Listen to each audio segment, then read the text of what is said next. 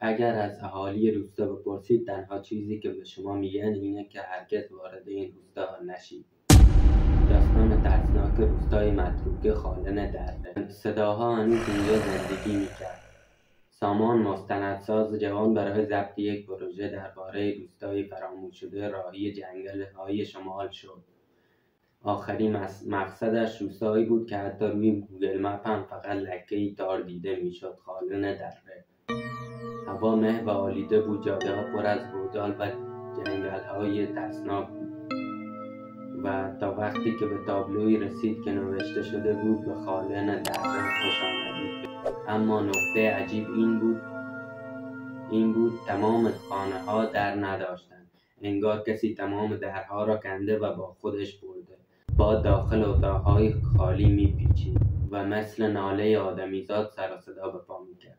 سامان برای شبمانی وارد خانه‌ای شد که هنوز سقف داشت. سپایه دوربینش را گذاشت تا از محیط فیلم بگیرد.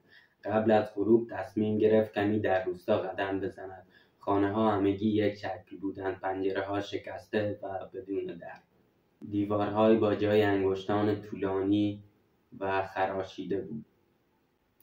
در انتهای روستا به چاهی رسید که دقیقاً وسط میدان قرار داشت. روی لبه چاه نوشته‌ای با گچ دیده میشد که نوشته بود وقتی خورشید رفت پشت سرت رو نگاه نکن، حتی اگر صدات زدن. سامان خندید و زیرلبی گفت چقدر تخیلی، اما وقتی صدای تیک تیک از داخل چاه آمد خنده‌اش خشک شد. با تاریک شدن هوا مه سنگین‌تر شد. سامان داخل خانه برگشت و دوربینش را چک کرد و فیلم رو دید و فیلمی عجیب بود. سایه‌ها رفت و آمد داشت. در فیلم دیده میشد در چارچوب‌های بی‌در سایه‌های رفت و آمد می‌کند. آرام در سکوت، انگار جایی خارج از خواب ایستاده و نگاهش می‌کند. سامان دوربین رو برداشت و با شتاب بیرون زد. روستا بسیار ساکت بود تا اینکه کسی پشت سرش گفت آقا در خونتون باز بود. سامان یخ زد. او تنها بود، کاملا تنها، و مهم از همه هیچ خانه‌ای در نداشت. اشتباه بزرگ سامان این بود.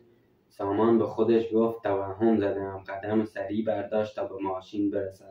اما وقتی از کنار چاه رد شد تیک تیک دوباره آمد. این بار بلندتر. ناخودآگاه برگشت و همان لحظه صدا درست پشت گوشش زمزمه کرد. گفت نگام نکن. سایه‌ای شبیه به انسانی اما کشیده تر از داخل دهان چاه بیرون آمد. حرکت نمی‌کرد، فقط نگاه می‌کرد. سامان دوید، اما هر خانه‌ای که رد می‌شد از داخلش یک صدا می‌آمد: در رو ببند، با وجود اینکه هیچ دری وجود نداشت.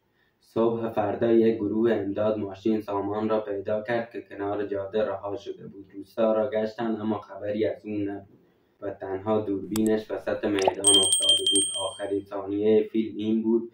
سامان نفس زنان در حال دویدن بود. صداهایی که تکرار می‌کردند در رو ببند، و در چوبی با صدای بلند بسته شد.